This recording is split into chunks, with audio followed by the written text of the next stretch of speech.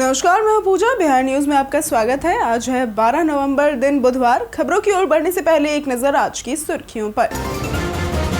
दूसरे चरण के मतदान में बम्पर वोटिंग हुई दर्ज। किशनगंज जिले में हुई सबसे अधिक वोटिंग। पहले चरण का टूटा रिकॉर्ड। दूसरे चरण की वोटिंग के बाद सामने आए एग्जिट पोल के नतीजे। 10 सर्वे एजेंसियों ने बताया जनता का रुझान। दूसरे चरण के मतदान ने तोड़ा पहले चरण का रिकॉर्ड।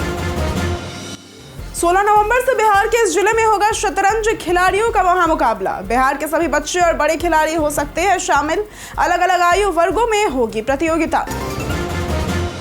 पटना मेट्रो में घटी सवारियों की संख्या। पहले हफ्ते में करीब 48,000 यात्रियों ने किया था सफर। अब 15,000 यात्रियों तक हो गई है सीमित।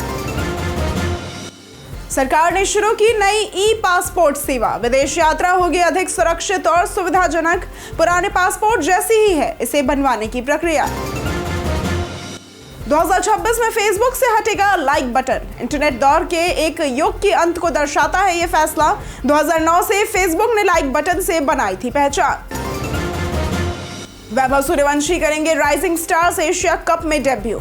यूएई के खिलाफ होगा ये मैच। वैभव से टीम को है शानदार प्रदर्शन की उम्मीद। चलिए अब बढ़ते हैं अब तक की 25 बड़ी खबरों की ओर विस्तार से। बैंक ऑफ बड़ौदा में 2700 अप्रेंटिस के पदों पर भर्ती हुई शुरू। बैंक ऑफ बड़ौदा ने अप्रेंटिसशिप प्रोग्राम 2025-26 के तहत कुल 2700 रिक्तियां जारी की है। आवेदन 11 नवंबर से 1 दिसंबर 2025 तक bankofbaroda.bank.in पर किए जा सकते हैं।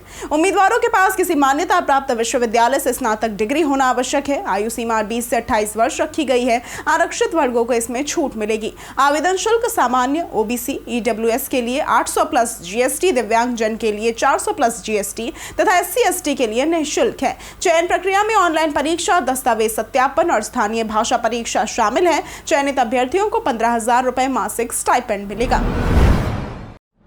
दूसरे चरण के मतदान में रिकॉर्ड तोड़ हुई वोटिंग। बिहार में दूसरे चरण के मतदान में लगभग 69% वोटिंग दर्ज की गई। इस चरण में मतदाताओं ने उत्साहपूर्वक भाग लिया। खासकर कुछ जिलों में मतदान प्रतिशत उल्लेखनीय रहा। किशनगंज में सर्वाधिक 78% मतदान हुआ, जबकि कटिहार में लगभग 78%, पूर्णिया में लगभग 76% और सुपौल में लगभग 70% वोटिंग दर्ज की गई। इन आंकड़ों से स्पष्ट है कि इन जिलों के मतदाताओं में लोकतांत्रिक प्रक्रिया के प्रति जागरूकता और भागीदारी का स्तर ऊंचा रहा। समग्र रूप से देखा जाए तो दूसरे चरण में बिहार के कई इलाकों में मतदान का माहौल जोश और सक्रियता से भरा रहा। दूसरे चरण की वोटिंग के बाद सामने आए एग्जिट पोल के नतीजे। बिहार विधानसभा चुनाव 2025 के दूसरे और अंतिम चरण की वोटिंग खत्म होने के बाद एग्जिट पोल के नतीजे सामने आए हैं। 10 सर्वे एजेंसियों के पोल ऑफ पोल्स के अनुसार राज्य में एनडीए को स्पष्ट बहुमत मिलती हुई नजर आ रही है। औसतन एनडीए को 154 सीटें, महागठबंधन को 82 सीटें और अन्य को 5 सीटें मिल सकती हैं। अधिकांश एजेंसियों जैसे कि मैट्रिज, IANS, people pulse, times now और दैनिक भास्कर ने एनडीए की बढ़त दिखाई है। कुछ एजेंसियों जैसे कि पोल डायरी और प्रजा पोल एनालिटिक्स ने एनडीए को भारी बहुमत तक दिया है। हालांकि यह भी ध्यान देने योग्य है कि पिछले 2 चुनावों में एग्जिट पोल के अनुमान गलत साबित हुए थे, इसलिए अंतिम फैसला नतीजों से ही तय होगा। बिहार के इस गांव में 20 साल बाद हुआ मतदान। बिहार विधानसभा चुनाव के दूसरे चरण में नक्सल प्रभावित क्षेत्रों में भी मतदान उत्सव की तरह मनाया गया। रोहतास के रेहल गांव में 20 साल बाद वोटिंग हुई, जहां पुरुषों व महिलाओं में खासा उत्साह देखा गया। ड्रोन तस्वीरों में शांतिपूर्ण माहौल और लंबी कतारें नजर आई तो सुरक्षा के कड़े इंतजाम किए गए थे और पैरामिलिट्री फोर्स भी सतर्क थी। गयाजी के पिछुलिया और जमुई के चोरमारा गांव में भी शांतिपूर्ण मतदान हुआ। चोरमारा में पहली बार गांव में ही बूथ बना, जिससे 1011 SC व ST मतदाताओं ने आसानी से मतदान किया। 16 नवंबर से बिहार के इस जिले में होगा शतरंज खिलाड़ियों का महामुकाबला। लखीसराय जिला शतरंज संघ 16 नवंबर को प्रज्ञा विद्या विहार विद्यालय बड़ी पोखर पुरानी बाजार में बिहार शतरंज चैंपियनशिप आयोजित कर रहा है। टूर्नामेंट का उद्घाटन सुबह 9:30 बजे होगा और इसका पहला राउंड 10 बजे शुरू होगा। इसमें बिहार के सभी जिलों के बच्चे और बड़े खिलाड़ी भाग ले सकते हैं। अलग अलग आयु वर्गों में प्रतियोगिता होगी और विजेताओं को 25,000 रुपए नकद व ट्रॉफी दी जाएगी। अब तक 150 से अधिक खिलाड़ियों ने रजिस्ट्रेशन करवाया है। रजिस्ट्रेशन काउंटर 15 नवंबर शाम 6 बजे तक खुला है। उद्देश्य बिहार में शतरंज को ग्रामीण स्तर तक बढ़ावा देना है। पटना के स्कूलों में छात्रों के मोबाइल पर लगा बैन। पटना जिले के सरकारी स्कूलों में बच्चों के मोबाइल लाने और इस्तेमाल पर प्रतिबंध लगाया गया है। जिला शिक्षा कार्यालय ने यह निर्देश दिया है कि अगर कोई छात्र मोबाइल लाए तो उसे जब्त कर अभिभावकों को सूचित किया जाए। अभिभावकों को समझाया जाएगा कि मोबाइल से पढ़ाई पर बुरा प्रभाव पड़ता है और इसलिए केवल जरूरत पड़ने पर ही बच्चों को मोबाइल दें। शिक्षकों को छात्रों को मोबाइल के नुकसान बताकर जागरूक करने को भी कहा गया है। स्कूल और घर दोनों जगह अभिभावकों से बच्चों की पढ़ाई पर ध्यान देने और किताबों से अध्ययन कराने की अपील की गई है। सरकार ने शुरू की नई ई पासपोर्ट सेवा। सरकार ने देश में ई पासपोर्ट सेवा शुरू की है, जिससे विदेश यात्रा अधिक सुरक्षित और सुविधाजनक होगी। ये सामान्य पासपोर्ट जैसा दिखता है, लेकिन इसमें एक इलेक्ट्रॉनिक चिप लगी होती है जिसमें धारक का नाम, पता, उंगलियों के निशान, जन्म तिथि इत्यादि जानकारियां होती हैं। ये पासपोर्ट छेड़छाड़ रोधी और अत्यधिक सुरक्षित है। ई पासपोर्ट बनवाने की प्रक्रिया पुराने पासपोर्ट जैसी ही है। ऑनलाइन रजिस्ट्रेशन, फीस भुगतान, अपॉइंटमेंट बुकिंग और दस्तावेज सत्यापन के बाद पुलिस वेरिफिकेशन होता है। स्वीकृति के बाद पासपोर्ट घर भेज दिया जाता है। यह अंतर्राष्ट्रीय सुरक्षा मानकों पर आधारित है और इमिग्रेशन प्रक्रिया को तेज बनाता है। वैभव सूर्यवंशी करेंगे राइजिंग स्टार्स एशिया कप में डेब्यू। वैभव सूर्यवंशी ने बिहार की ओर से सैयद मुश्ताक अली ट्रॉफी में राजस्थान के खिलाफ T20 डेब्यू किया था, जिसमें उन्होंने 13 रन बनाए थे। इसके बाद में IPL 2025 में लखनऊ सुपर जायंट्स के खिलाफ 20 गेंदों पर 34 रन बनाकर प्रभावित किया था। अब 14 वर्षीय वैभव राइजिंग स्टार्स एशिया कप में इंडिया ए की ओर से 14 नवंबर को UAE के खिलाफ नीली जर्सी में T20 डेब्यू करेंगे। उन्होंने अब तक 8 T20 मैचों में 207.03 की स्ट्राइक रेट से 265 रन बनाए हैं, जिसमें एक शतक और एक अर्धशतक शामिल है। टीम को उनसे शानदार प्रदर्शन की उम्मीद है। 2026 में फेसबुक से हटेगा लाइक बटन। फेसबुक 10 फरवरी 2026 से एक्सटर्नल वेबसाइट से अपने लाइक और कमेंट बटन हटा रही है। इसका असर फेसबुक प्लेटफॉर्म पर नहीं पड़ेगा। यूजर्स वहां पोस्ट, लाइक और शेयर कर सकेंगे। यह बदलाव सोशल प्लगइन सिस्टम को आधुनिक और सरल बनाने के लिए किया जा रहा है। जिन वेबसाइट्स, ब्लॉग्स या खबरों में फेसबुक पोस्ट एम्बेड है, वहां अब ये बटन नहीं दिखेंगे। डेवलपर्स को तुरंत कोई एक्शन लेने की जरूरत नहीं है, क्योंकि वेबसाइट्स पर कोई एरर नहीं आएगा। यह फैसला फेसबुक के इंटरनेट दौर के एक युग के अंत को दर्शाता है, जिसने 2009 से लाइक बटन से पहचान बनाई थी। पटना मेट्रो में घटी सवारियों की संख्या। पटना मेट्रो का उद्घाटन 6 अक्टूबर को हुआ और 7 अक्टूबर से आम जनता के लिए सेवा शुरू की गई। शुरुआती दिनों में मेट्रो को लेकर लोगों में जबरदस्त उत्साह देखा गया था। पहले हफ्ते में करीब 48,000 यात्रियों ने सफर किया, लेकिन अब रोजाना लगभग 1500 यात्री ही सफर कर रहे हैं। रविवार को भीड़ कुछ बढ़ जाती है, लेकिन अभी मेट्रो 3 स्टेशनों ISBT, 0 माइल और भूतनाथ के बीच 4.5 किलोमीटर रूट पर चल रही है, जिससे यह फिलहाल एक टूरिस्ट स्पॉट बन गई है। किराया 15 रुपए तय है और बच्चों के लिए ऊंचाई के आधार पर टिकट नियम लागू है। 56वें IFFI में होगा संजय मिश्रा की फिल्म वध 2 का प्रीमियर। फिल्म वध की सफलता और दर्शकों की सराहना के बाद इसका आध्यात्मिक सीक्वल वध 2 जसपाल सिंह संधू के निर्देशन में 56वें भारतीय अंतर्राष्ट्रीय फिल्म महोत्सव यानी कि IFFI गोवा के गाला प्रीमियर खंड में विश्व प्रीमियर करेगा। वध 2023 में IFFI में प्रदर्शित हुई थी और उसी वर्ष वध 2 की घोषणा की गई थी। इस वर्ष का प्रीमियर इस यात्रा का पूर्ण चक्र को दर्शाता है और कलाकार संजय मिश्रा और नीना गुप्ता ने सोशल मीडिया पर आभार और उत्साह व्यक्त किया है। वध 2 का सिनेमाई रिलीज 6 फरवरी 2026 को होगा। 14 नवंबर की तैयारियों की डीएम ने की समीक्षा। जिला निर्वाचन पदाधिकारी सह डीएम डॉक्टर त्यागराजन SM और SSP कार्तिकेय के शर्मा ने 14 नवंबर को होने वाली मतगणना की तैयारियों की समीक्षा की। डीएम ने सुरक्षा, पारदर्शिता और निष्पक्ष मतगणना को सर्वोच्च प्राथमिकता बताते हुए निर्देश दिए कि मतगणना स्थल पर मोबाइल प्रतिबंधित रहेगा और पूरी प्रक्रिया CCTV व वीडियोग्राफी से निगरानी में होगी। यातायात, विद्युत, अग्निशमन, चिकित्सा व स्वच्छता पर विशेष ध्यान देने को कहा गया। किसी भी लापरवाही पर कठोर कार्रवाई की चेतावनी दी गई। मास्टर ट्रेनर कर्मचारियों को मतगणना प्रक्रिया का प्रशिक्षण दे रहे हैं ताकि कार्य त्रुटि रहित ढंग से संपन्न हो सके। शिवहर में CRPF ने पकड़े 4 फर्जी मतदाता। बिहार विधानसभा चुनाव के दौरान शिवहर जिले में फर्जी मतदान की कोशिश करते हुए कुल 4 लोगों को गिरफ्तार किया गया। पहली घटना बूथ नंबर 110 पर हुई, जहां सीआरपीएफ के जवानों ने सतर्कता दिखाते हुए फर्जी वोट डालने की कोशिश कर रहे 4 लोगों को पकड़कर पुलिस को सौंप दिया। वहीं पिपराही प्रखंड के बूथ संख्या 111 मदरसा मदनी बसिया शेख पर भी 2 लोगों को फर्जी मतदान के प्रयास में पकड़ा गया। जिलाधिकारी विवेक रंजन मैत्रेय ने घटना की पुष्टि करते हुए कहा कि सीआरपीएफ की तत्परता से मतदान प्रक्रिया प्रभावित नहीं हुई। रणजी ट्रॉफी प्लेट ग्रुप में बिहार सिक्किम मुकाबला हुआ draw. Ranji trophy plate group में बिहार और सिक्किम का मुकाबला ड्रॉ रहा, पर पहली पारी की बढ़त सिक्किम के पक्ष में रही। बिहार ने पहली पारी में 265 रन बनाए, जबकि सिक्किम ने 429 रन बनाकर 164 रनों की बढ़त ली। दूसरी पारी में बिहार ने बिपिन सौरभ 100 रन पर, सूरज कश्यप 60 रन, मंगल महरौर 59 और कुमार रजनीश ने 52 रनों की बदौलत 392 6 विकेट के नुकसान पर स्कोर खड़ा किया। सिक्किम के अंकुर ने 3 विकेट लिए। रॉबिन लिंबू ने 100 रन बनाकर प्लेयर ऑफ द मैच का पुरस्कार जीता। तो वहीं मैच समय की कमी से ड्रॉ समाप्त हुआ।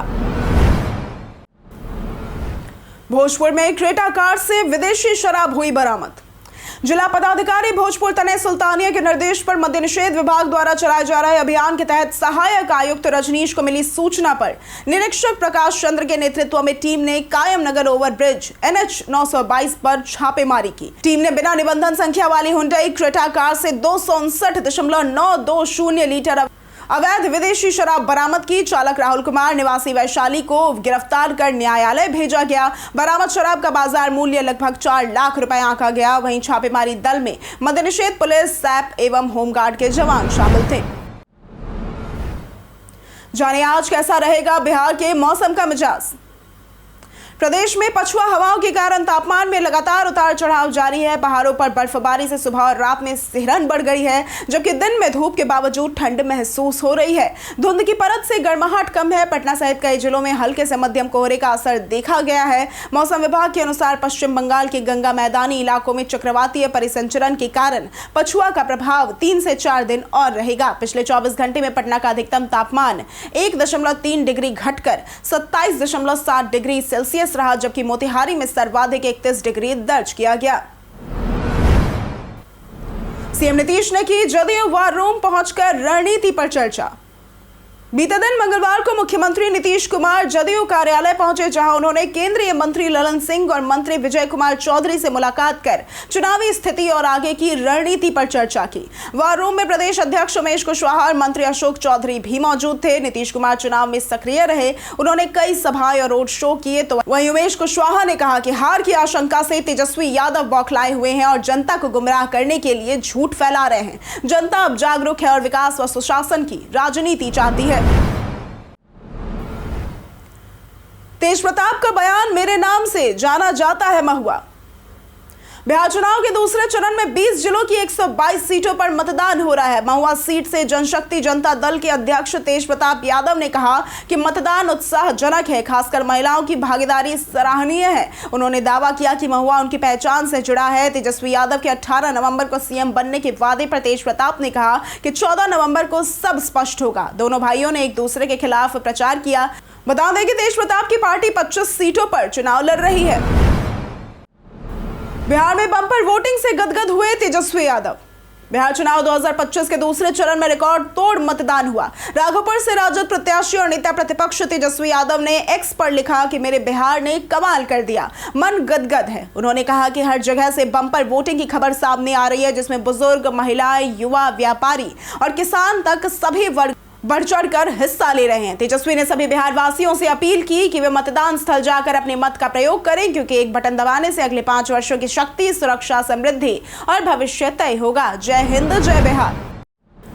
कांग्रेस को लगा झटका, शकील अहमद ने दिया इस्तीफा।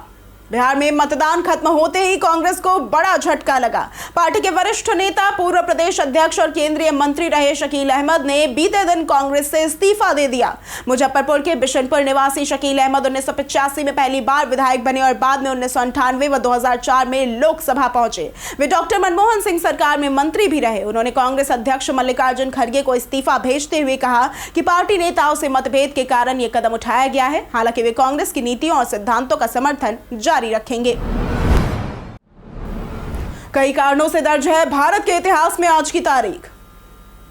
12 नवंबर 1936 में केरल के मंदिर सभी हिंदुओं के लिए खुले थे। 1967 में इंदिरा गांधी को प्रधानमंत्री पद पर रहते हुए पार्टी से निष्कासित कर दिया गया था। 2009 में भारत में पर्यटन को बढ़ावा देने के लिए केंद्र सरकार के अतुल्य भारत अभियान को वर्ल्ड ट्रैवल अवार्ड 2009 से नवाजा गया था। 1966 में राजीव संधू का जन्म हुआ था। ये महावीर चक्र से सम्मानित भारतीय सैन्य अधिकारी थे। 1943 में BN सुरेश का जन्म हुआ था। ये भारत के प्रसिद्ध अंतरिक्ष वैज्ञानिक थे।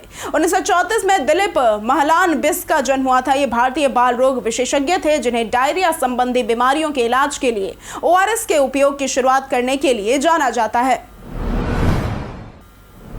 दूरसंचार विभाग की ओर से नंबर ब्लॉक करने की खबर की जाने सच्चाई। अगर आपको कोई कॉल आती है जिसमें कहा जाता है कि आपका मोबाइल नंबर ब्लॉक कर दिया जाएगा तो सावधान रहें।